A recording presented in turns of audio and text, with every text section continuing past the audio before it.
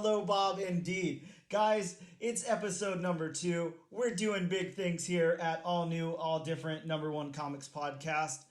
In this episode, we're going to be talking about the new number 1 that dropped just yesterday in your local comic book shops, which is... The Wasp by Ewing. Yes, The Wasp number 1, published by Marvel Comics, January 18th, 2023. And to get us started before we hop into that book, we'd like to explain the podcast for any new listeners out there. Of course, this is only our second episode, so thank you for coming back and thanks for bearing with us. But in this comic book podcast, we like to break down a brand new number 1 comic that comes out in your local comic book shops this very week. We like to talk about it, critique the art, critique the story, and then let you guys know if we feel like you should move on to issue number 2. We also like to talk a little bit of comic book news and related media news as far as TV, movies, and things of that nature. And we like to talk about our picks that came out in comic book shops this week, as well as what's coming out next week. And with that being said, Bob, what do you have to say to our listeners that are coming back here for episode number 2? I'd like to say thank you for coming back, and I'm glad we made it to episode number 2. It is a milestone to actually make it to episode 2. I think a lot of people don't even make it that far. We'll congratulate ourselves a little bit more once we're hitting like episode 25, some of those anniversary shows, but we're going to get there. I'm not even worried about that. Fingers crossed. Nah. You don't need fingers for this show. We got you covered. With that being said, we're going to go ahead and take our first really quick break, and then we're going to get into our discussion on comic book news for the week.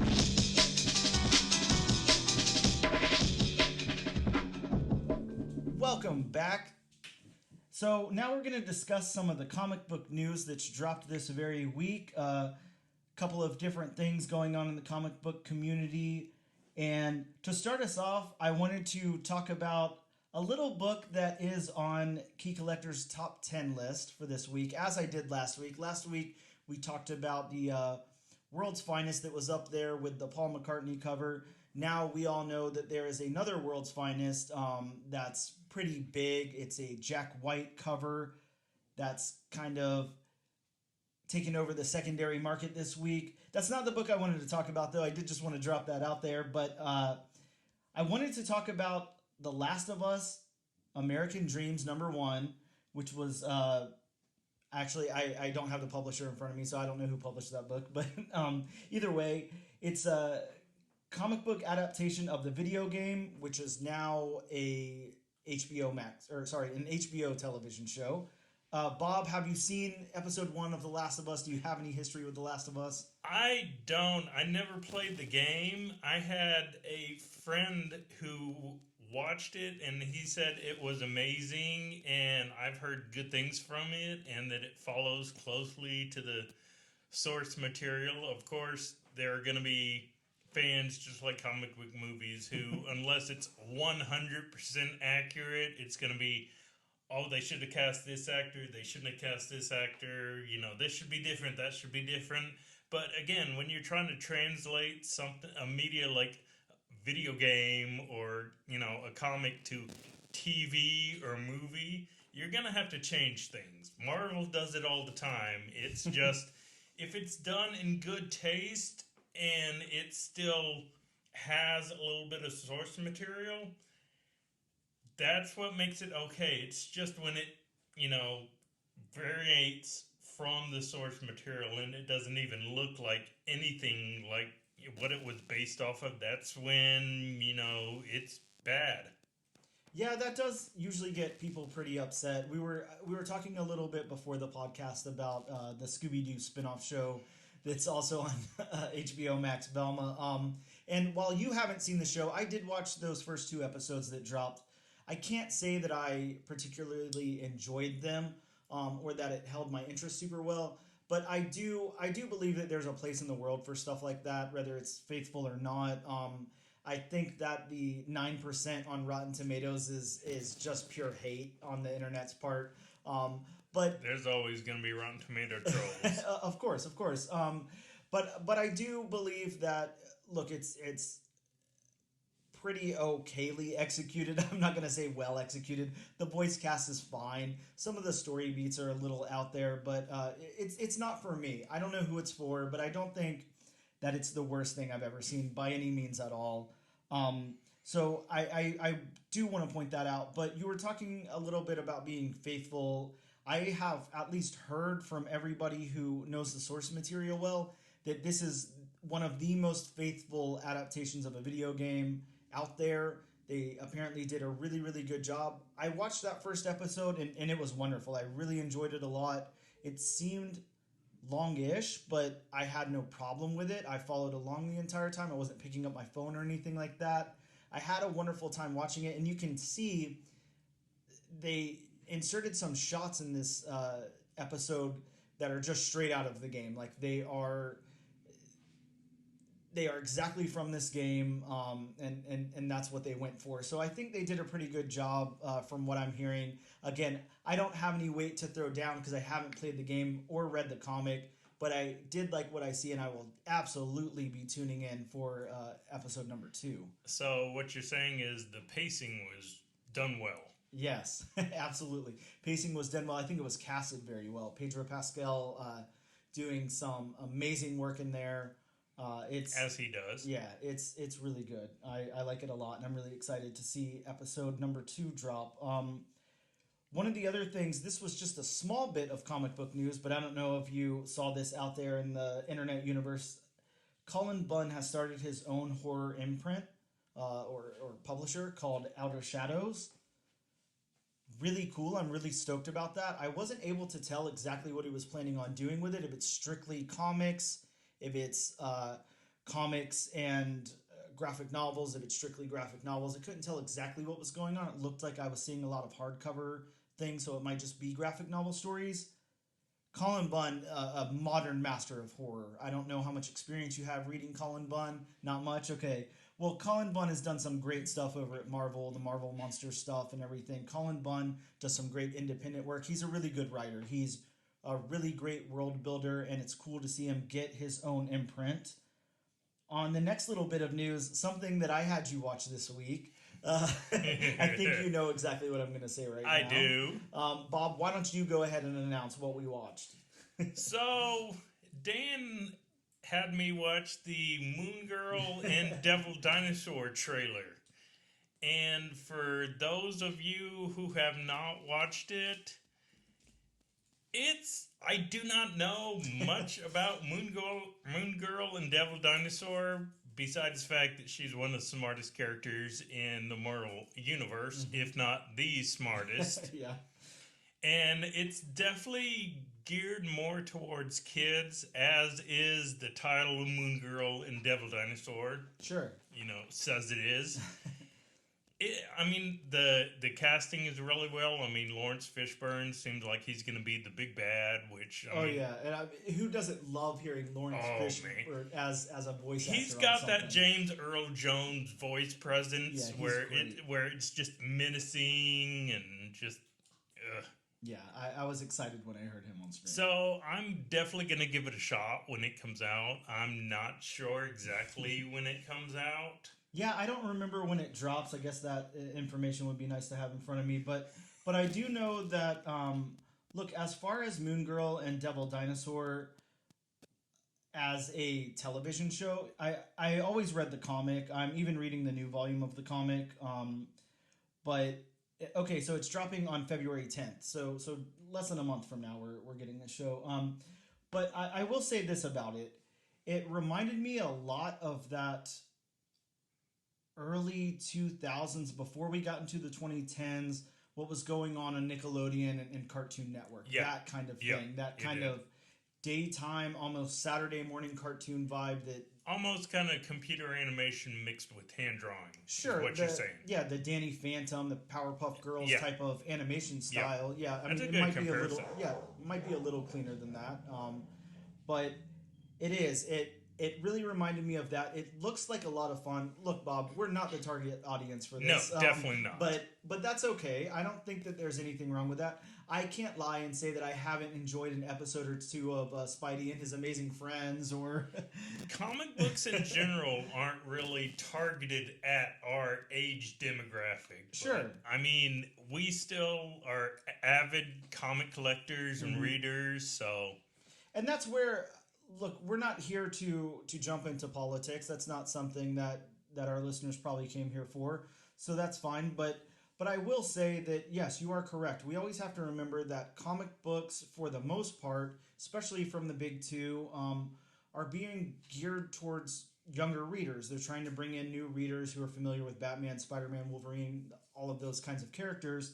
And a lot of times we get complaints from a certain members of the comic book buying community that there's too much inclusion, there's too many characters that they don't identify with as like a 50-year-old fat white guy. Whatever, that's fine. There's nothing wrong with that. But you do have to remember that everybody wants to see themselves on the page. Everybody wants to see themselves on screen, not just you. So it is important to have that inclusion.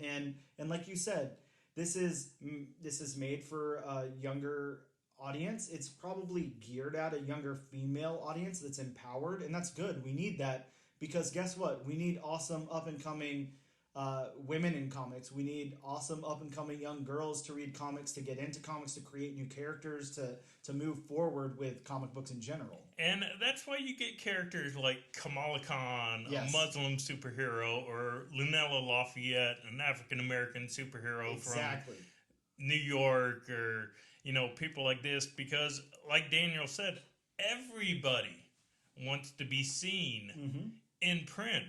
So, I mean, and comic book creators, they know if they want to continue selling comics, they have to give the public what they want. Exactly. And you know, just to circle back around to that point, inclusion is very important. It's very important to me. I know it's really important to you, Bob. It's important to us on this podcast. Everybody should be able to read comics. Exactly. Everybody should be able to identify with comics and see like some kind of hero that makes them feel like they have some kind of power, something to achieve or whatever. So I'm really happy with this. This looks like a lot of fun. Again, it's not completely geared towards us, but I think that's fine. Will we go in and watch an episode or two and enjoy it? Maybe. Will we go in and love it? Maybe. Will we go in and not make it to the second episode? Maybe. Who knows? Anything could happen with it, but it does look like a lot of fun. I'm a grown man who still collects Transformers toys, and I'm proud of it. Sure. Well, I don't think we're here to talk about anything that anybody does in their free time. We're obviously talking about comic books. So we are the ex-nerds of the 90s who got pushed in the hallway. But that was just a little tangent I had to get out. Exactly. The next little bit of news I want to get into is, it kind of ties in. We were talking about Rotten Tomatoes a minute ago. We're talking about the scores that are going on in Velma right now. Because Rotten Tomatoes is so important. Very, very important, of course. Well, it is a point that a lot of people use to judge whether they think something should be watched or avoided or whatever. It is. So it's whether we agree with it or not, which, look, I'm not going to lie to you. Most of the time I completely disagree with it. Look how highly regarded things like Aquaman are, and I mean, we talked in the last episode about how horrible that movie was, so whatever. But no comment. Exactly.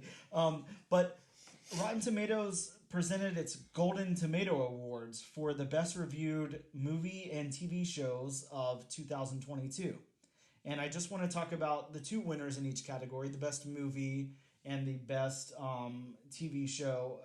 Obviously, these are comic book related. Sorry, let me put that out there. The best comic book movie and TV show of last year. So, Bob, without peeking over at my notes here, do you have any predictions on what those might be? You said the top two? No, just go with the top movie and the top television show of 2022. And we're talking ratings here, so... I'm going to say the top television show... Mm-hmm. Maybe WandaVision? Okay, no, it's not WandaVision. I kind of would agree with that. I loved WandaVision. It took you all over the place. Such a great show, such a great kickoff for Disney Plus Marvel shows. But it's actually, believe it or not, Miss Marvel, which I found super hard to believe. Look, I loved Miss Marvel. I thought it was a wonderful TV show, very faithful to the comic, and it had such a good energy and everything. But I just remember so many people hating on it. I couldn't believe that it was the highest reviewed comic book television show of 2022. Well, and you could definitely tell from the trailer, especially when they changed her powers, how it just seemed like, Green Lantern's constructs, just based off of that. People were going to hate on it because, like I said earlier, it wasn't 100% faithful to the source material. Yes, and you're right. A lot of people do have a problem with that. So, Miss Marvel, I lied. Can I say it was the best? No, I thought WandaVision was the best. Okay. In my opinion. As far as the number one movie... Yeah, this one, look, there's no way this one doesn't throw you through a complete loop. Like, you were close on the other one, saying WandaVision and then it being Miss Marvel. That's not too far off, in my opinion. This one, there's no way you even get in the ballpark. There's no way. So you're saying it's not Black Panther? It's not Black Panther, which is surprising as hell to me. Yes, it's very surprising. Yeah, I couldn't. When I read this and I was like, this beat Black Panther. But okay, I mean, I understand who's reviewing these things, so I get it. But please tell me it's not Love and Thunder. No. Okay. At least for my opinion, you're gonna have to go way lower. How early in the year are we talking about? I'm going to give it to you, Bob, and I'm just ready to watch your jaw hit the floor because I can't stand the anticipation anymore. It's The Batman. Matt Reeves' The Batman, starring Robert Pattinson as Bruce Wayne, the Batman. I already don't agree. And we've talked about this ad nauseum. No.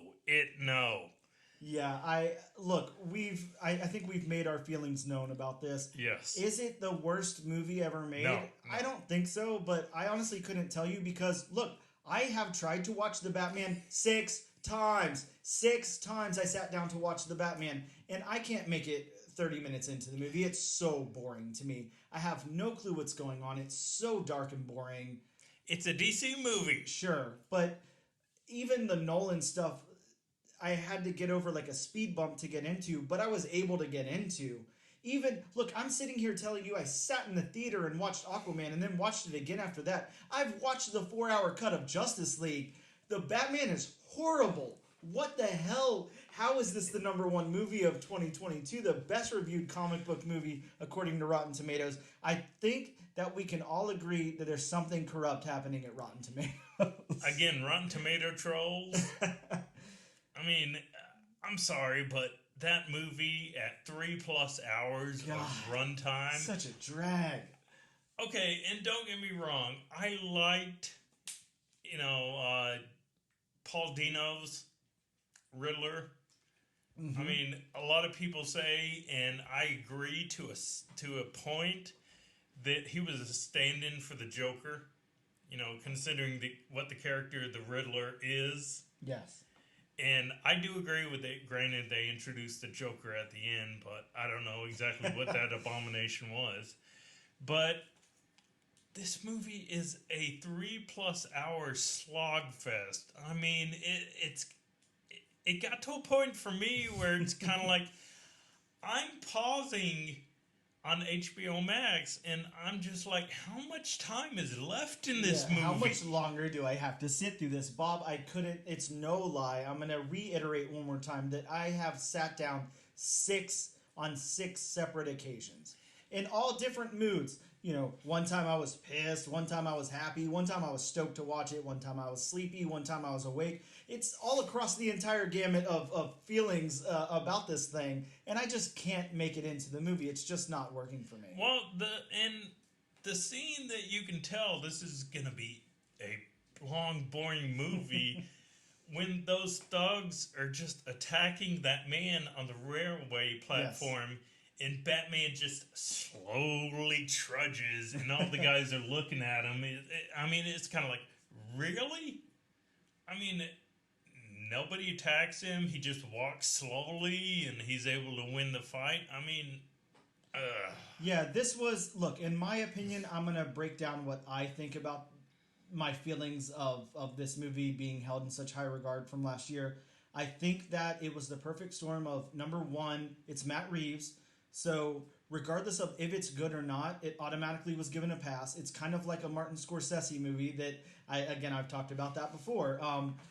Martin Scorsese is always given a pass. Everybody says, I have faith in him, just like James Gunn, it will be good. So they decide amongst themselves already that there's no way they can hate this thing because of who made it. So they've decided it's good. Whether they sit down and it's bad or not, they're going to give it a pass because of the name behind it. So, and then on top of that, I think a lot of people are holding Robert Pattinson in high regard for his work after ditching his Edward from Twilight stuff behind and basically doing what in my opinion is pretty shitty and saying, he shouldn't have done that and it was a bad decision and blah, blah, blah. No, that made you. You should have done that. If you didn't do that, you would be nowhere right now. So you definitely would not be Bruce Wayne if you were not Edward first. So whatever, regardless of your feelings of Twilight or not, to take the entire career that launched you and talk badly about it and then say that you're this,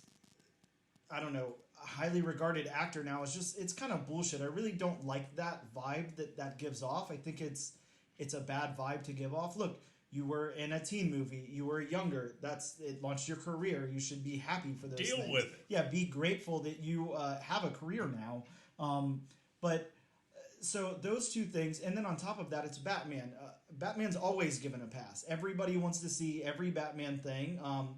You have a lot of people who are really upset with the MCU lately because they don't want the MCU to be successful anymore. They're burnt out on it. They think they're putting out too many projects, so they're going to automatically gravitate towards any DC material. I know that exists out there. That happens. And look, I'm pulling for both teams. I just want more comic book movies, but I need them to be good. So you can't just keep putting out a different Batman and Joker movie every other week and expect me to be content with it, because I'm not. Like, we need something that's good along the way, and I just don't feel like this is good.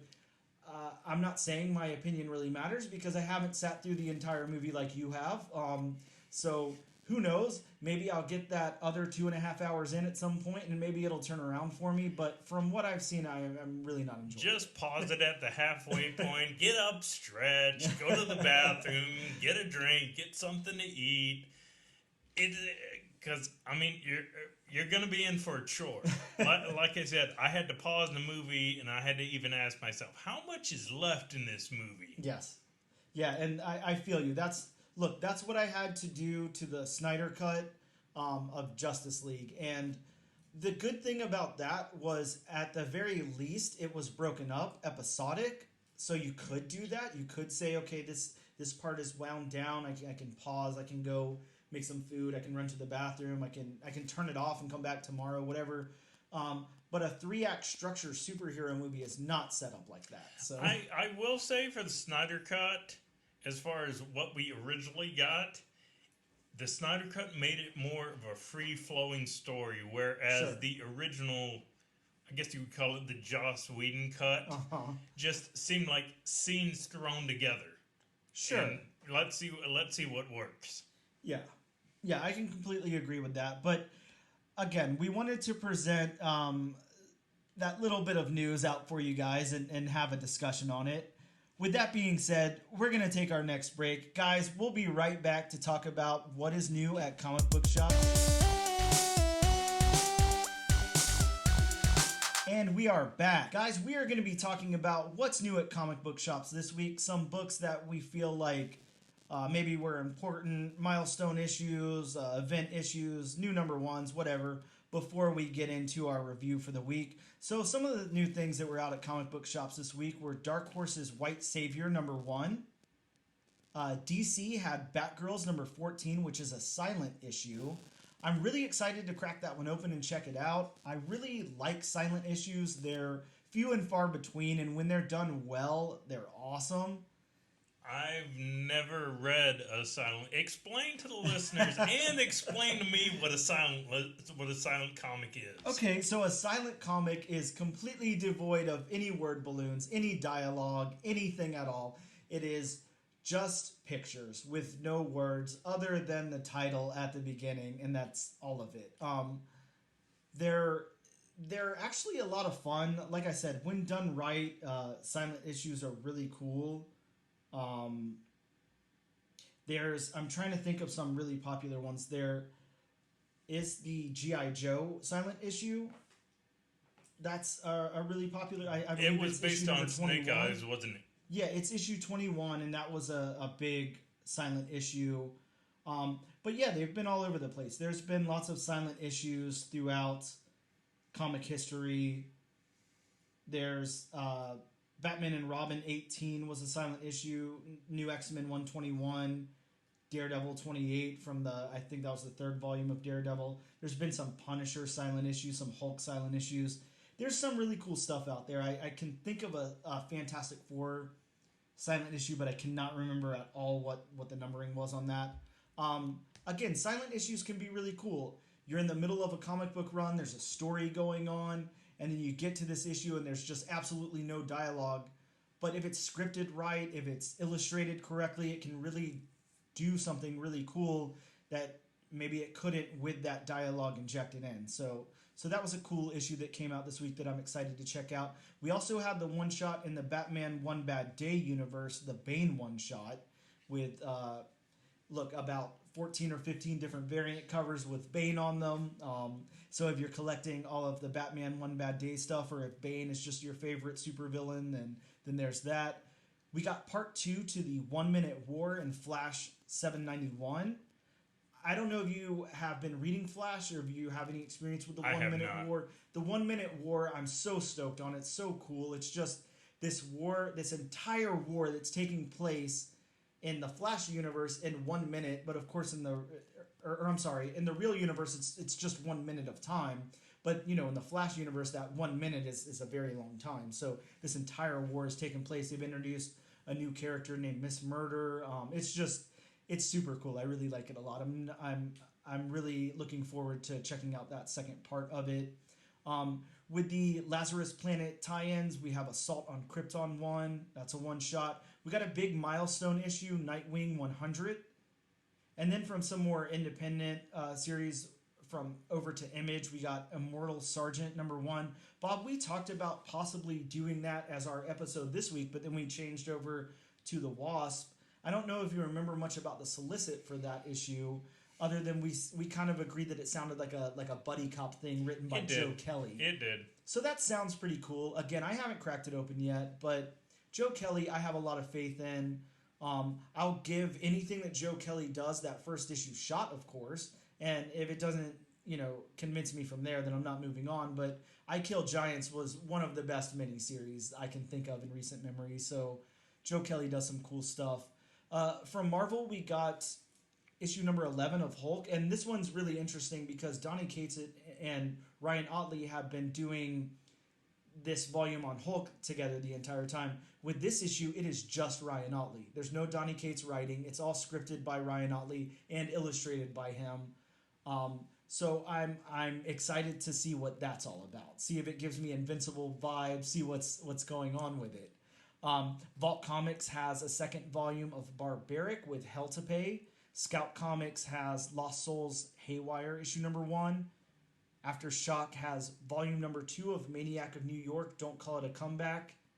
And then also Keen Spot has a new number 1 this week with Tim Seeley's Lucky, another book that we kind of considered maybe talking about. I did crack that one open and I've read about half of it, and to be honest with you, I'm kind of glad that we settled on Wasp instead of that. Is it the art or the story? Or the both? Art's great and the story is not bad, it's just not hooking me in. Gotcha. All right, guys. Next break, we'll be back with a review of Wasp number 1.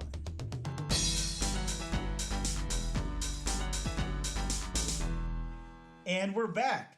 Now is time for the portion of the show, excuse my stumbling of words there, where it's the real meat and the potatoes of the show. It's where we talk about our review of a brand new number 1 comic, or sorry, for for our non-meat eating listeners, the potatoes and potatoes of the show. There we go. Yes. Bob gave me a look, so Gotta have inclusion, like we talked about. Sure, understood. So we're here to talk about The Wasp, issue number 1, published by Marvel Comics, released on January 18th, 2023, written by Al Ewing and illustrated by, I believe her name is Kasia Nie. And I believe this is a 4-issue limited series. Yeah, it's definitely a mini. You can, we'll get into our review obviously, but you can tell it's a mini by what's in this first issue here and how it wraps. You can definitely tell it's a mini. The pacing for sure. They do seem like they're getting into the, like you said, either meat and potatoes or potatoes, and potatoes really fast. Yeah, they're going there. They're going with it. A little tiny bit of history about Al Ewing. Al Ewing breaks into comics sometime around 2007 in the UK. So Al Ewing is from across the pond, and he's done lots of work on Marvel, but as I was telling you before, Bob, most importantly, he's won an Eisner for Immortal Hulk. Immortal Hulk, if you've not read Immortal Hulk, it is a must-read for anybody who likes Hulk, anybody who wants to read Hulk, anybody who likes horror, anybody who likes Marvel, whatever. It's a really, really cool horror series from Al Ewing about Hulk and in the Marvel Universe. It's great. Kasia Nie began sometime around 2016, and she has illustrated for, again, lots of Marvel projects.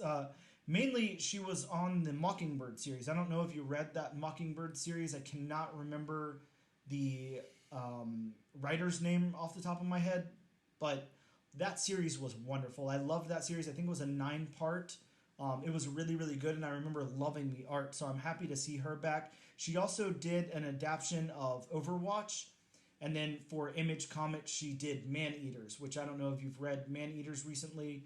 Also a really, really great book. Teams up, it's the same creative team as Mockingbird from Marvel. So those are our creators on the book. I'm going to read a quick synopsis from the Marvel's website regarding Wasp number 1. Their synopsis reads as, fashion designer, businesswoman, founding Avenger, Janet Van Dyne has worn many hats over the course of her superheroic career. But when an old enemy threatens Janet and her fellow Wasp, Nadia, seemingly against his will, the Van Dynes will have to confront the ghost in their shared history to get to the bottom of the mystery. So that is what Marvel tells us that this book is about. Bob, I kind of wanted to, last episode we really just kind of talked our feelings on the story, the art, and then our overall thoughts. I did want to break this down a little bit further this time. I don't know if that's something that maybe we should do or not, but I'm going to try it out on this episode, maybe so we have some specific things to refer back to before we get into our ratings on story beats and narrative and things like that. But this comic opens with a flashback, basically. Yes, it does. It opens with Vernon Van Dyne basically being killed in his lab. So the character that killed him in his lab is, and I'm going to say this incorrectly, I'm sure. I think they're called a Cosmosian. Sounds like a mixed drink. Sure, yeah, it kind of does. And they're a race of creatures in the, I don't know, what we call that. The only thing that's on the top of my head right now is the quantum realm, so I'm just going to call it that. But they're a race of creatures in there. They've been, I don't know, villains in Avengers. But what did you think about the design of this character? Like, because it really kind of threw me through a loop whenever I first saw this, judging on what the book was and then the art style, and then we got that character, that villainous character there at the beginning. So did you have any thoughts on the Cosmosian, the unnamed creature from Cosmos?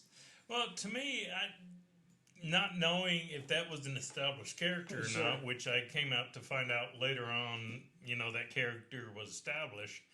The first thing I thought about the design was, oh wait, this looks like the character from the cover of Fantastic Four #1. Yeah. Which, I mean, I don't know if there was any relation or anything. I've never read Fantastic Four #1. Wow, Bob, I can't believe we're sitting across from one another and you haven't read Fantastic Four #1. Do yourself a favor.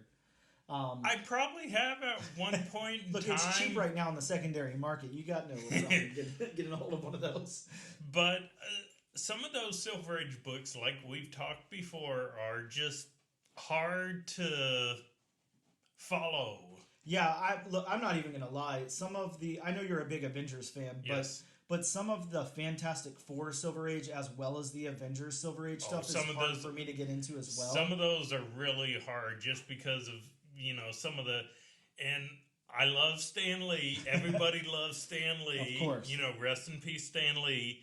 But some of his writing, some of the wording he used, hard and cheesy, almost like the 1966 Batman, Adam West. Sure. Well, he had to get in there and engage these readers at a completely different time period. He did. So I get why he did what he did. That's definitely when comics were geared more towards the young audience. Absolutely. You could definitely tell by the writing. Yes, of course. But yeah, I can, as I said, I can agree with you. Those Fantastic Four, especially early ones, are really hard to read. I think Fantastic Four kind of all until they got into like the Ultimate Universe was really hard to read in my opinion. Fantastic Four a little easier to read now, but so following the book, then we see Janet kind of having, I'm not sure exactly. Look, I read this book 3 times, but once I got into that second scene where Janet is kind of recollecting, walking in on her dead father, it was scripted in an odd way to me. It was almost like she was stepping into the past and we were there to view that. At no fault of the art. The art is gorgeous. The art is really nicely done here, and I think that's going to be the hero of the book, in my opinion. Not that Al Ewing is anything to shake a stick at, but this artwork, this illustrator, she is just very, very versatile. Whenever we get into some of those panels where she's replicating the 60s pop art, I mean, she blew me away. And I think I talked before about how Mike Allred is one of my favorites. I think she nails that style. I think she's wonderful at it. She's such a good illustrator. But yeah, we see Janet seeing her father dead, and then we cut over to Janet with Jarvis talking about naming this new bar. I kind of want to know what the name's going to be. Well, I'm not going to lie. I hope that they reveal that in this limited series at some point. But here's where I'm going to get into pacing with you. And I want your thoughts here. Because for me personally, I don't feel like this was out of the blue. I don't feel like it didn't belong, but I truly do feel like it kind of weighed the story down a little bit. I needed it to move a little faster, and we spent so much time and so much dialogue in that bar. I'm not going to disagree with you there, especially coming off of the, what was it, page and a half, 2 pages of, the flashback scene, and then we cut to, that scene where it just seemed like, oh, they're just sitting around having a conversation. Yes. And then getting into what comes next. I'm not going to lie, for me too, it also kind of weighed it down. I mean, it seemed like the story was going to, pick up after, the flashback scene, and then we get that talking about what are we going to name it? Oh, I want this to be just for superheroes and a place where they can, just come and have a drink and whatnot. Don't have to worry about getting attacked by supervillains because it has Baxter Building level security. Of course, the Baxter Building has been broken into numerous times. Yeah, I was going to say countless times at this point, I'm sure. I completely agree with you there. What I think is that they needed an exposition dump, and they needed one for the readers to be able to catch up that whenever Kingpin was mayor, the rules that he instated for superheroes, and now that of course we talk more about Luke Cage being the mayor in the next scene, but what that encompasses. So I think that they wanted to have set up an exposition, and they did it in this way where they thought it would be a nice conversational way of 2 of our characters, but it weighed it down so much for me because, look, we're going from a flashback to I'm not sure, something where I guess it's part of the flashback, I don't know, more exposition on what was happening to this exposition that has something to do with naming a bar, all the way over to Janet on the streets now. Like, it's so much in the first couple of pages. Like, I need this character to sit and breathe a little bit so I can feel a little comfortable in the universe that I'm exploring. We talked last week about Black Cloak and how they really let that universe breathe some, and I think that they could have done that here as well. I get that it's Marvel and we have to explain a lot of things that are going on in other corners of the universe and what are relevant to this story, but come on, Al Ewing, you're the one that decided to bring these elements in, so show me. Who knows? They could have done that because, it's a 4-issue limited, yes. And, 4-issue limited, it's kind of hard to, show and explain an entire world, or in this case, an entire state, yes, in just 4 issues. So maybe if it was like a 8-issue maxi series, then he would have been able to flesh it out a little bit more. That could have been just a creative choice on his part. Yeah, and like I said, Al Ewing, famously for Immortal Hulk, that world breathes. Like, you live in that world of Immortal Hulk, and you are terrified by it. You're very familiar with what's going on, and there's introduction of a lot of characters. There's introduction of other corners of the Marvel Universe, but it's done really well. So I'm not saying at all that any of this is the fault of Al Ewing. I think that he's great at scripting and he's a good writer, but I think that for whatever reason, this wasn't given enough room to breathe in this first portion of this first issue. So now I want to get into that next scene I was talking about. Janet is flying through the streets, and again, we're struck with more exposition, more of what the town's like, that Cage is mayor, and what he's going for. And then towards the end of this scene, we meet Phantasma, who I don't know. There's a couple of characters named Phantasma that I can think of in the Marvel Universe, but the only one that really comes to mind is another codename for Ghost. So I'm going to throw that out there. I could be completely wrong, but is this Ghost, the famous Wasp and Ant-Man villain? I don't know. Well, to me, it just seemed like random robot number 5. Yeah, and if the character wasn't named, then it would be random robot number 5. But of course, maybe it's a Doombot. Well, sure. So next up in the plot of this book, we have the meeting of Janet with her stepdaughter Nadia in the girl lab, which I liked this. I don't know. I'm a sucker for these whenever they're done right. Like, I can think back to, what do you call these things for acronym. Something? Okay, an acronym. There you go. Thank you. Sorry. I like these acronyms. I remember back to Jay and Silent Bob Strike Back, and they're talking about the clit. It was just, I don't even remember what it stood for, but it was very out there, and it just worked so well with the joke. It was so funny and so well written. But yeah, that was a lot of fun. I like these things. This is Genius in Action Research Labs. So that's a cool acronym. That really fits. It's not a stretch at all for that. What do you think about that?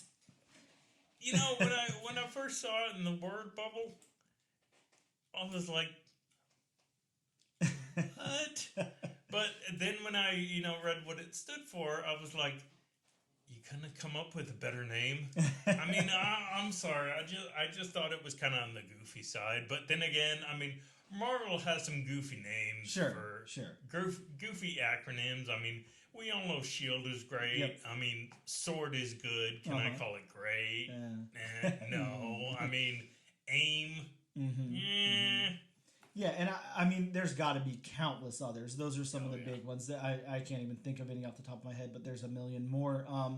In the next scene, we see that, in this scene, we see that Nadia is researching a portable ray for Dr. McGowan.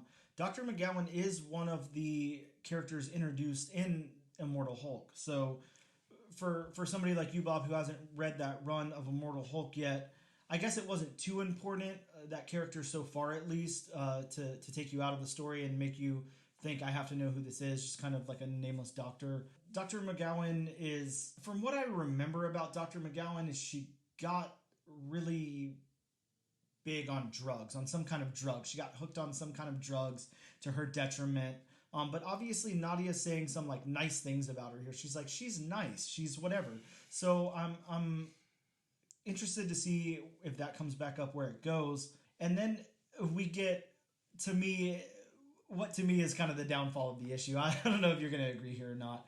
I didn't like how Nadia says she can't get everything figured out because she's being distracted by thinking about her mother. That just seemed very forced. I can't see why that was written the way it was written. It didn't seem like a seasoned writer wrote that.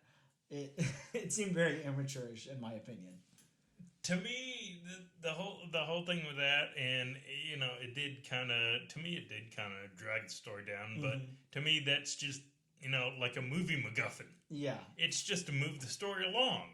Well, it is, but you have these prolific writers over at Marvel. You have this universe spanning, I don't know how many decades now, and Marvel is a big thing with a lot of attention on it, a lot of eyes looking at it, and this is a new #1 issue, so you have to think a lot of readers are coming, or a lot of potential readers are coming to the comic book shops or looking up digitally or whatever, and picking this up, and yeah, they're having to suffer through some pretty odd story beats and stuff here in the world building and everything, but that's fine.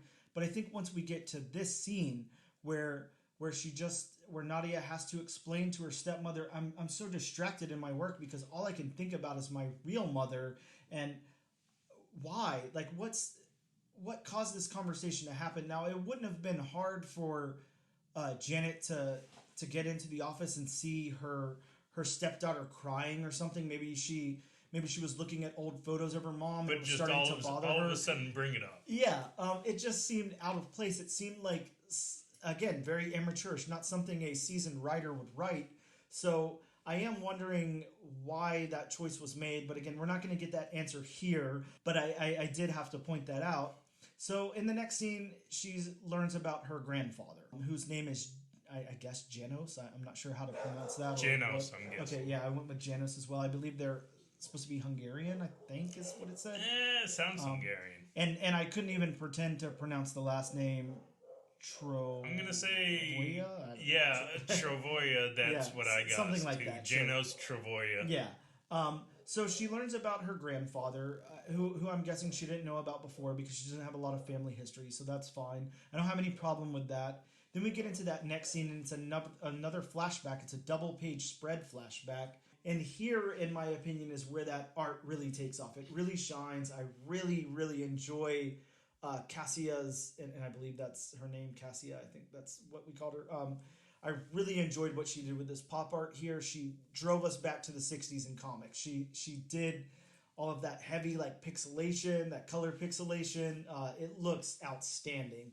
I felt like I was reading Madman again, and I really liked it a lot. It looked great. Reminded me of Mike Allred's run on FF. Some of the stuff he did with Daredevil looks really reminiscent to that. Not saying that she's copying anything from him, because this is obviously an established style from that time period. So she's just really good at it, and I really, really am looking forward to seeing some more of her work. If not anything else, I will be picking up Wasp just to continue to look at the artwork. But we'll get into that later with our review. So we've got that double page spread, and then next up is the big kind of, I don't know what you call this, the big climactic point of this comic. Bob, you have to be familiar with this character. I know that you know who Whirlwind is, and whenever he crashes in through that window and I do, to a certain point. I know who he is. Can I say with 100% certainty I've read much with him in it? No, I'm not going to lie. And I'm going to put you on the spot for a little bit. Sure. So if you were to rank him from A to F, what would you call Whirlwind as far as the villain community in the Marvel Universe? Well, that's such an interesting question, because believe it or not, Whirlwind has been on a lot of teams. He's interacted with a lot of other big villains in the Marvel Universe. He set out to do some favors for Red Skull at a certain point. Like, he's out there. He's been all over the place. As far as his ranking, a letter ranking, I don't know. I would say D, probably. I wouldn't put him at F, but he's not a name that comes to mind when you think of Marvel villains, super villains, or even just villains. He is absolutely one of those old school campy monster of the weeks. He was a very early adversary of the Avengers. Yes, very exactly. Early. And you see that in his character design. He's definitely an Avengers adversary. He's a Iron Man villain. Early Ant-Man. Of course, yeah. But he fits well here. I like what they do with him. I'm not gonna lie though, I didn't feel the stakes were very high against two Wasps. Like I felt the second he broke in, they could have just annihilated him if they wanted to, and they did in a very, very nice professional manner. But they took him the hell down. Even though Janet went a little dark side. Well, sure. Look, given her history with him, I see no problem with that. I would like to point out, I don't know if I have this anywhere in my notes, but there was a point where Whirlwind, sorry, I'm having trouble saying that character's name, was so obsessed with Janet as the Wasp that he hired prostitutes and dressed them as her so he could assault them. Like, I mean, look, for her, this you is... do you, buddy. This is very personal. I don't feel like... I feel like she held back so much. I wouldn't have held back that much if I was Janet. I would have went ahead and burrowed into his ear and caused an aneurysm or whatever she was talking about. Yeah, David Cannon is a very, very sick individual in the Marvel Universe. And like he was saying, he's been seeing a therapist. He's been getting help. He's been doing really good. And he was coerced into this. So it's not something that he asked for. But that still doesn't erase the sins of the past. He's a very interesting villain, a very nuanced, interesting villain to bring into this book. Side note: if anybody is familiar with the character of Star Fox, we all know what he did. Yes, we all know what he did. We wish we could unsee it, but unfortunately, we cannot. Well, sadly, yeah. I mean, that look. Sadly, it happens here in the Marvel universe sometimes, But yeah, the battle takes place between the three, and then Janet, like you were saying, scares the hell out of him and herself whenever she's talking about burrowing into his ear and making it seem like he's had an aneurysm. And then she strikes his Achilles tendon, and that sends him straight to the floor. And even from the floor, I think he still hasn't quite given up, but he knows he's incapacitated. He knows he can't do much there. But he does reveal during that attack that this wasn't his plan and that somebody else has coerced him into doing it. And then he sees Janet sees the message that's I don't know if that's supposed to be carved, burnt, written on his forehead, but there is a message on his forehead that says, "Find me." And that is a scary message to see on someone's head who's about to kill you or trying to kill you. Even though Janet sees it, I don't think, especially from the next page, the final page, I don't think it's meant for Janet. Okay. I think it's meant for Nadia. Because the next page reveals, basically who it was. Yes. That set that whole thing up. Ultimately, it turns out, he's just a puppet. So I think it was meant for Nadia and not Janet. And I want to talk about that scene, that final scene. So we're revealed that we're back in Queens and that Nadia's grandfather is the mastermind behind the attack. And he's talking to Phantasma. Random robot number 5. Sure.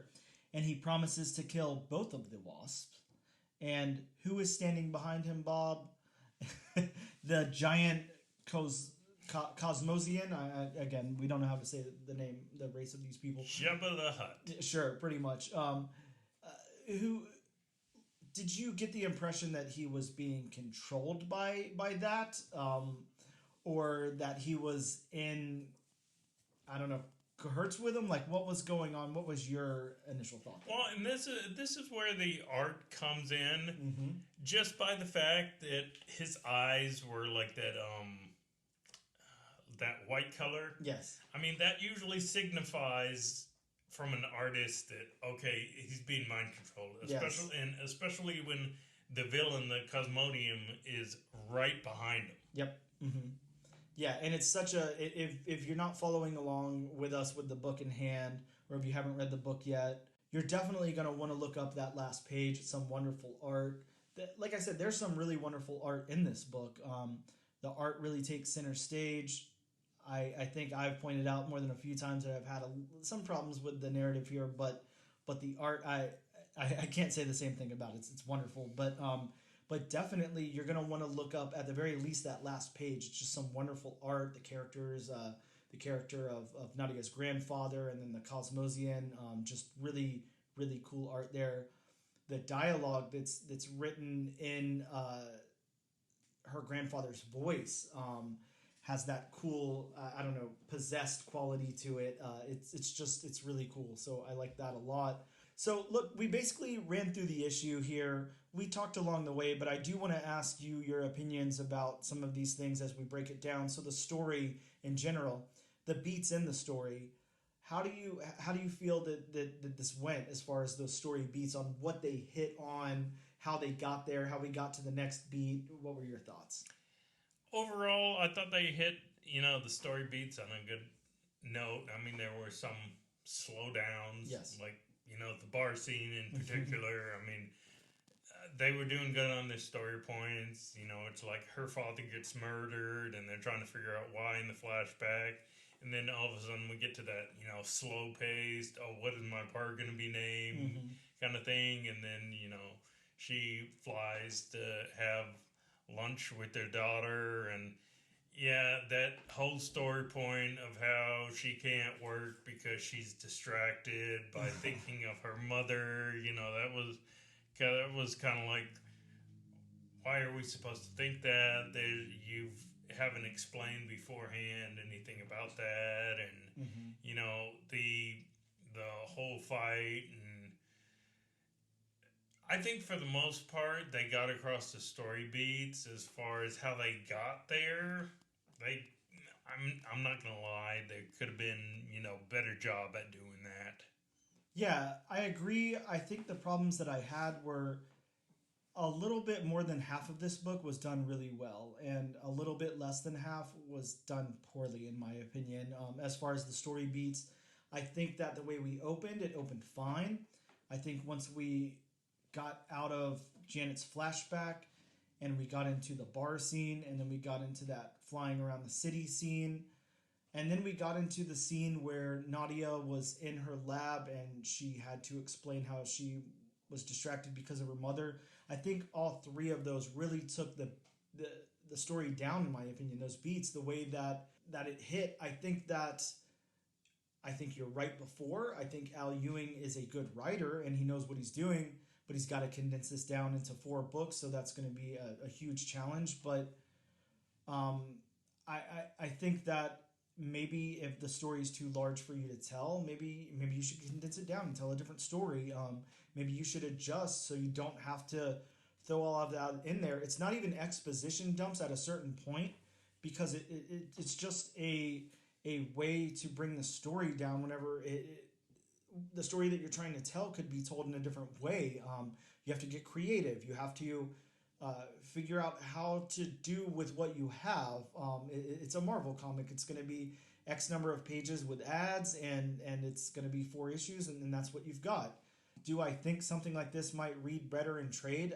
I think if I was to open a small trade, a 4-issue trade of this that cost $9.99 or whatever, I'd be a little pissed up until the point where Whirlwind comes in. Sorry, I'll have a lot of trouble saying his name. Where David Cannon comes in because that's where the story really took off, in my opinion. Those beats didn't work at first until we got there. But once we got there, I felt like it worked very well. I liked that a lot. So I want to talk about the narrative next. This is something a little adjacent to the story beats, but Bob, did you have any points of contention? Did you have anything about the narrative in this book that stood out to you, or anything that you made note of? Besides just going back to it, besides just the fact of, her and her mother and the whole bar scene. Yeah. You can't even really say it's exposition. Yeah. Because exposition is meant to explain something. And that was just filler, in my opinion. Yeah, it was kind of just there. Because, sure what it was. I mean, it wasn't explaining anything. unless the series is going to end with, oh, this is going to be the name of the bar. Sure, and I could see how they could circle back around within 4 issues. I don't think that would be like super hard, but given the weight of what's going on now, now that Nadia's grandfather is being possessed by this creature, and obviously he is seeking out at the very least her, but probably her and Janet. And now they have like this big bad that they're going to have to fight at some point. This is going to be like a big battle. Something's going to happen here. How are we really going to be able to circle back to this conversation about naming a bar? How are we going to get back into the bar? The point of the bar being that heroes can freely talk together, in a safe space or whatever. So are we going to... Are our two Wasp characters going to be able to just forget what happened or not worry about it and go have some drinks at a bar and then talk to some people? How are we going to circle back around to this? It seems hard in this narrative. So the dialogue up next. The dialogue for me, and I'm going to ask your opinion on it in a second, but what I really wanted to point out was just a couple of things about the dialogue. Look, whenever Janet is first flying around the streets and she talks to that who I guess is a hot dog vendor. Yeah, sure, a hot dog vendor or whatever. And he has to explain how everything's different now because of the... I hated that. That really, really bothered me a lot. I thought it was horribly out of place, and I really didn't like it. So are you saying it was forced? Very, very forced. I didn't see the point. I feel like you have to give us something. So if you're thinking that this is our first comic in Marvel Comics, and I've never read a Marvel comic before, and I don't know that Kingpin was the mayor, and I don't know the rules that he instated and all of that, and I don't know the problems that are going on and what we're trying to clean up now, then maybe I just don't need to know that.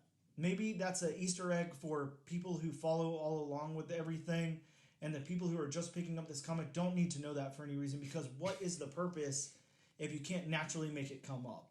I'm not sure what the purpose of that is, and other than that, I don't want to just hate, because I feel like other than those things, this as well as the scene with Jarvis in the bar there, and then that beginning scene of Nadia and Janet, the dialogue was fine throughout this. I think that it was written okay, and I didn't have any problems with it. It didn't stand out positive or negative to me either way, other than those couple of things. But what are your thoughts on the dialogue? I thought the dialogue wasn't bad, and I'm a huge Avengers fan. Mm-hmm. I love the Avengers as a team, and I kind of wish writers would get away from this, but it's kind of like when they were doing the flashback scene, and Janet was talking about how her father was murdered or whatnot, or whatever you want to call it, and just all of a sudden she says something about avenging him. Yes. It's kind of like, we know they're the Avengers. Yes. I mean, you don't have to. And again, I mean, that almost harkens back to like the 60s style writing. Mm-hmm. And I know it's a flashback and that's what you're going for. Yes. Like the old times. But, even Nadia talks about it, avenging her mom. Mm-hmm. You're right. It was brought up a couple of times at the very least in this issue, and I felt the same way. It felt a little too campy for me. It did. At certain points, we get it. We're in the Marvel universe. The Avengers exist. Janet was on the Avengers. We know. And I mean, this isn't writing per se, but it's kind of like. So, was that basically Janet's Uncle Ben moment? Yeah. That she became a superhero because her father was murdered, which we've never heard about before. Sure. Yeah, it's certainly a way to circle all the way back to that and her reason for becoming a superhero. So, yeah, look, in the last episode, not issue, we talked about the world building of Black Cloak #1. I do want to talk about the world building here. Of course, as I noted, this is a Marvel project, so building a world it's something that absolutely happens in Marvel. Look at the world that Al Ewing built for Immortal Hulk. Look at I don't know. There's countless stories out there for world building. Even Moon Girl and Devil Dinosaur does it well. Miles Morales has done some amazing world building that Sarah Pacelli and some of them did. There's been a lot of great world building, but how do you feel the world building in this? And we don't have to talk about it much. We've kind of touched on a lot of it already in these story beats, but do you feel like they executed well in building this world for a new reader in an issue number 1? Personally, I don't. I think they kind of rushed through it. I mean, I know it takes place in New York, and Yes. I mean, it's not a grandiose world. I mean, for what 50, 60 years, I mean, we know what New York in the Marvel universe is like. Basically, every major superhero is based out of New York. Mm-hmm. But I mean, it's kind of like, we saw the lab where her father died. We saw the bar. Mm-hmm. We saw her flying down the street. We saw the girl lab. But it's kind of like, where are those adjacent to where certain things in New York are? I mean, it's kind of like, you could explain, the, bar is in Avengers Tower. Mm-hmm. Or, Nadia's lab is in the Baxter building. Or something like that, let us see, or, tell us, it's right next to this, or it's in this. Yeah, I think it would be pretty safe to say something like, we could have taken that scene where Janet is flying through the streets and done something more with that. You could have done a background image. Of or course. Like a background building, or something like that. Absolutely. We could have done more with something like that. So I agree with you. I don't think that as far as world building, I'm not going to say that it wasn't accomplished. Do I think it could have been a hell of a lot better? Oh, yeah. I think they could have done a lot more to flesh out this world. But I do want to get to art. That's the next portion of this. I want to talk about the characters initially, what you thought about the designs, what you thought about how Kasia, again, I believe that's her name, but I could be saying it completely wrong, how she developed these characters, her designs and everything. What were your thoughts on the artwork on the characters here? For me, the best part of the artwork was definitely the flashback scenes. Oh, yeah. I mean, just me personally, when I read a book, and I know you're more big into this, I've just never been into the the thick black line, the thick black outline style. Sure. I mean, the don't get me wrong. I mean, the details on the faces, like on Janice's faces, I mean, you could see the emotions coming through, and I mean, of course, for Whirlwind, you couldn't see his face, so yes. I mean that's easy to convey, but definitely the best part of it for me were the flashback scenes. Yeah, I talked about it a minute ago. I really love those flashback scenes. One of the things that I wanted to talk about with the character design and the art on the characters here, I want to talk about. I feel like she did the people just fine, like you were saying. There's not anything for me to complain about. I feel like it is above standard housework for Marvel. So I feel like if you were to just say the regular house at Marvel maybe as like a B minus, this was definitely an A. She's a really good artist. I really like her art here a lot. But I think where she really shines, aside from that like 60s pop art, is the Cosmosian, like the creatures. Like, I want to see her do more creature work and less people. I think that she nails the people. The people look great, but I want to see what she can do with creatures because I'm really intrigued by that one. That one stands out. It looks awesome. So the next part of art that I want to talk about is locations. What do we think about the locations here? We talked about how we think that it was a missed opportunity to not show a lot of locations, just based on the locations that we got, how do you think about their design? I thought the locations were fine. I thought the bar with all the bottles in the background, and then like the disco balls and the stage. I thought those were well drawn. I mean, you'd see the individual planks on the floor. Flying through the city. I mean, you could see all the individual vehicles. Make those out. Sometimes artists and different books. I mean, it's hard to make out some of the things. So overall, I thought the artwork was really good. I thought backgrounds and all that really popped.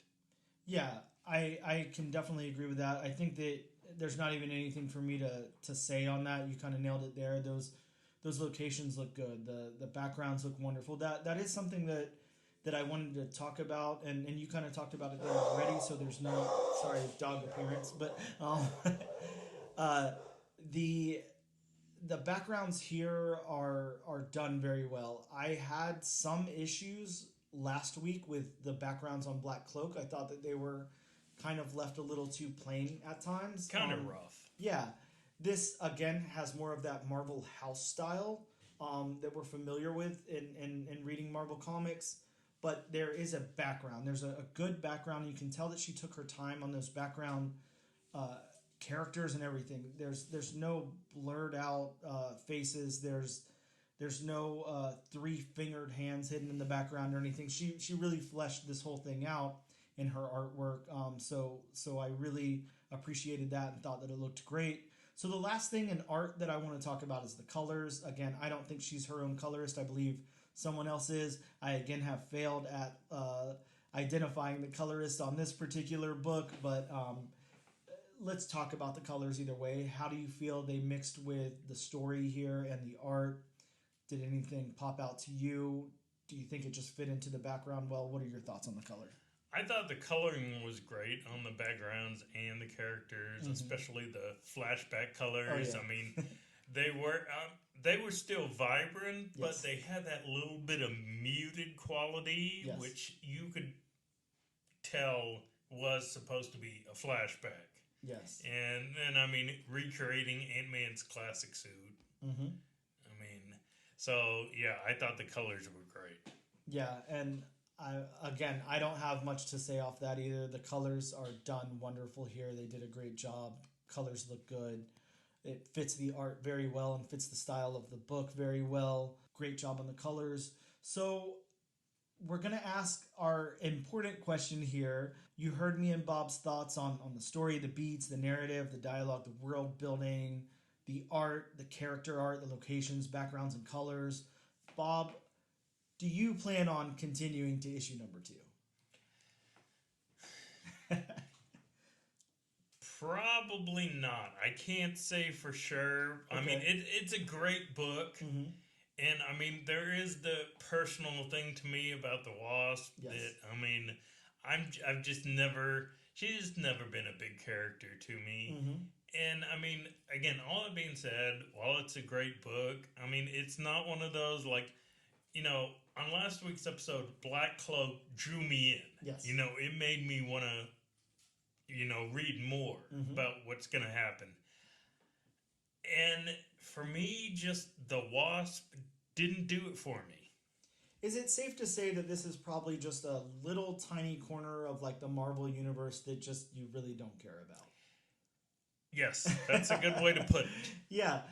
Look, the Marvel universe has a lot of that. I feel the same way a lot of times, even about some of the bigger characters. It's hard for me to get into an Iron Man book unless Black Widow's written really, really well. It's hard for me to get into that. I'm more along the lines of seeing what's going on in Spider-Man's world and seeing what's happening on Moon Knight, on Ghost Rider, things like that. Of course, Man-Thing. When I get into the Electras, it gets a little hard. If I even try to go like Cosmic and do Guardians, that's a little harder for me to follow. I love following along with what America Chavez is doing. I love some of the groundwork that's being laid in like Nova and stuff like that. So it's not any particular element, but I can read issue of Daredevil anytime. Can I go and read Luke Cage or Iron Fist? Sometimes it's a little hard for me.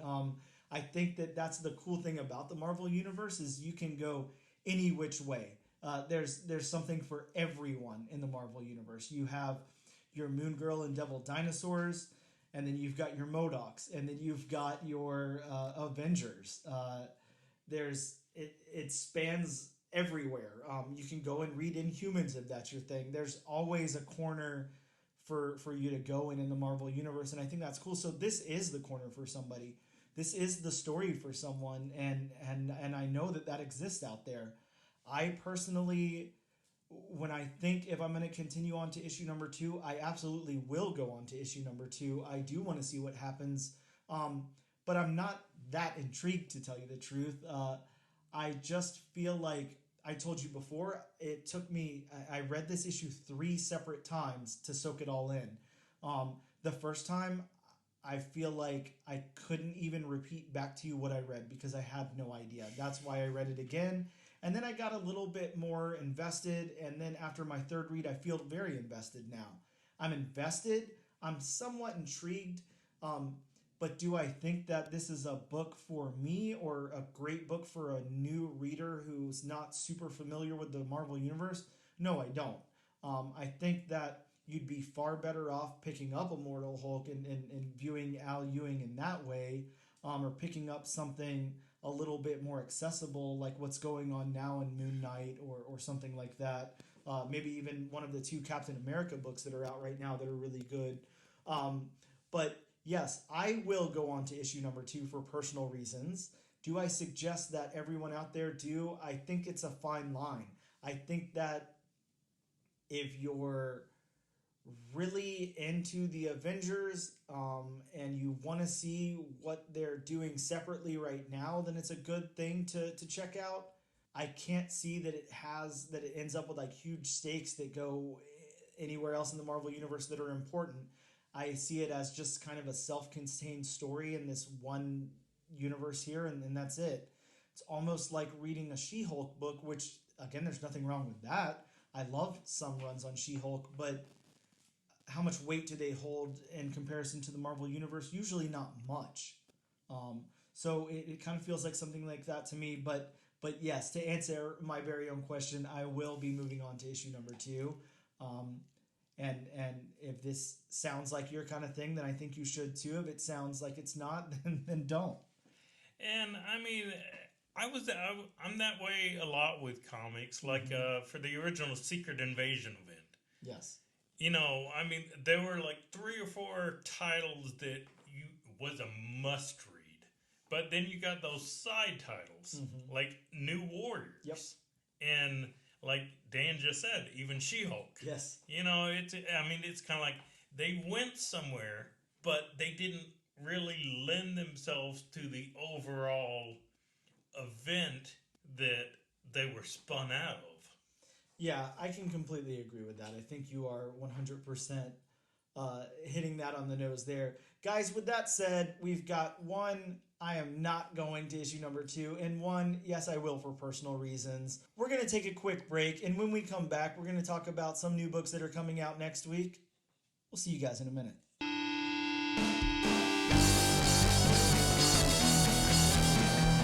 And we are back. So guys, now we are going to go over some of the new books that are coming out next week that you guys might want to check out, might want to ask your local comic book shops to hold for you if you didn't know about them. And to start us off, we've got Bob with...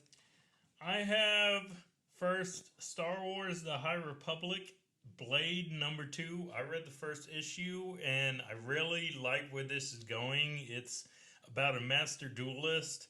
So with a crossguard sword, not cool, sword, but lightsaber. I'm sorry, I blanked on that. Hey, I mean, what is a lightsaber if not, I don't know, a lightsaber sword?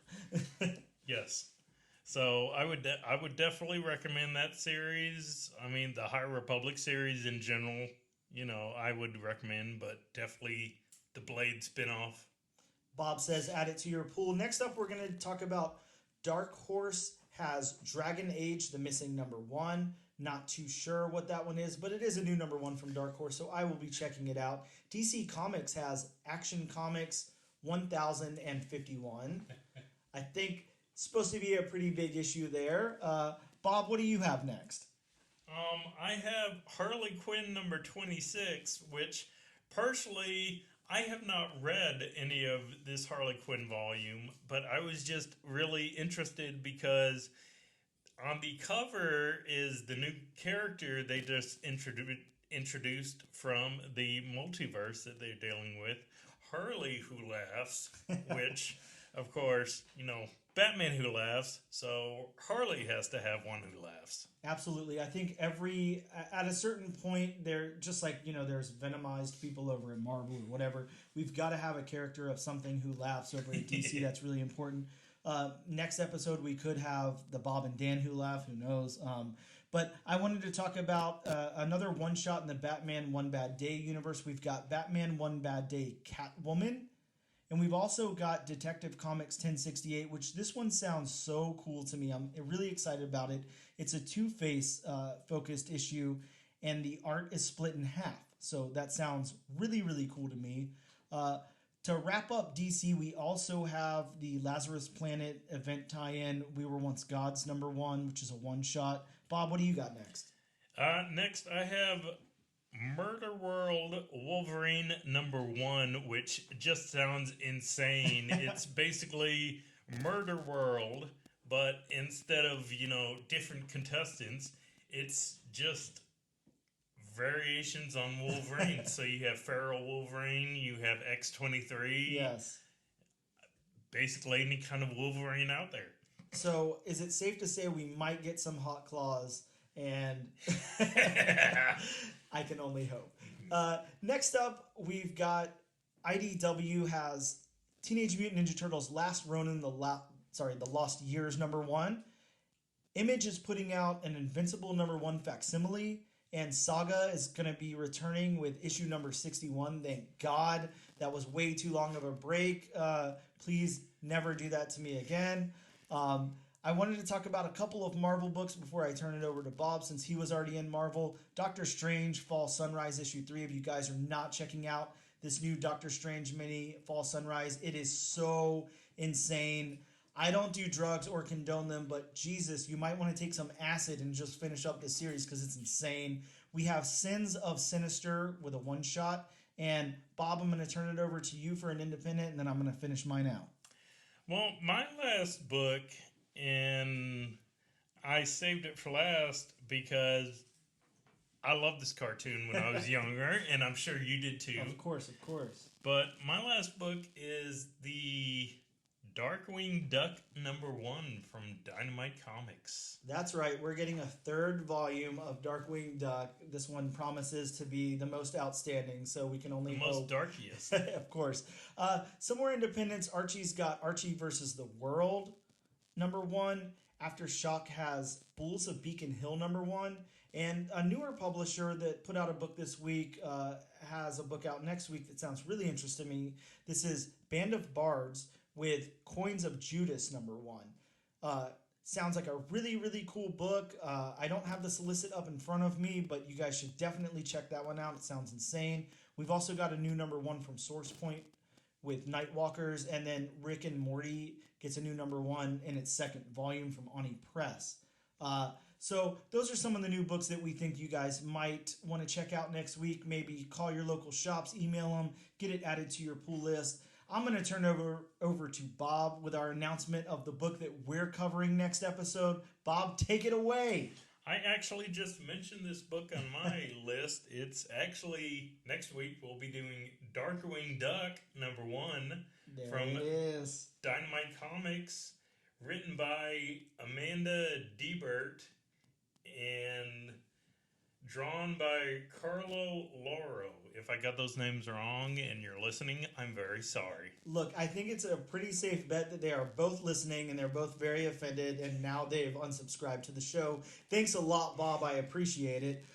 Yes, next week we'll be talking about Darkwing Duck. I'm super excited to check this one out. I'm hoping that it is a complete home run, to use some kind of sports analogy that I don't understand, and I'm looking really forward to that. With that being said, guys, that wraps up the show. I wanted to go ahead and announce that you can follow us over on Instagram at ANAD_1 Comics Podcast, on Twitter at ANADNO Comic Pod.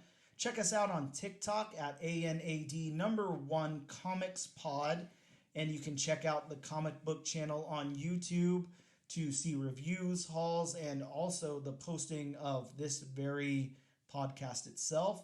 You can check out the podcast on any podcatcher of choice, and please make sure you subscribe and leave some kind of cool review that helps us climb to the top of the chart so we can be billionaires by the end of this. Yes. Guys, also, if you're still here for the end of the show, we do a giveaway every week. This week, I am giving away issue number 1 of the Wasp, the very issue that we talked about in today's episode, with a cool Marvel Duel variant, which has some very awesome cover art on it. All you have to do to be entered in the giveaway is use our hashtag on your social media of choice, which is hashtag all new, all different nation. That's right, all new, all different nation. Post it on your social media of choice to be entered in the giveaway, and I will mail this thing to you for free. Guys, we're out. That's the all new, all different number 1 comics podcast, episode number 2. Bob, say goodbye. Bye, Bob.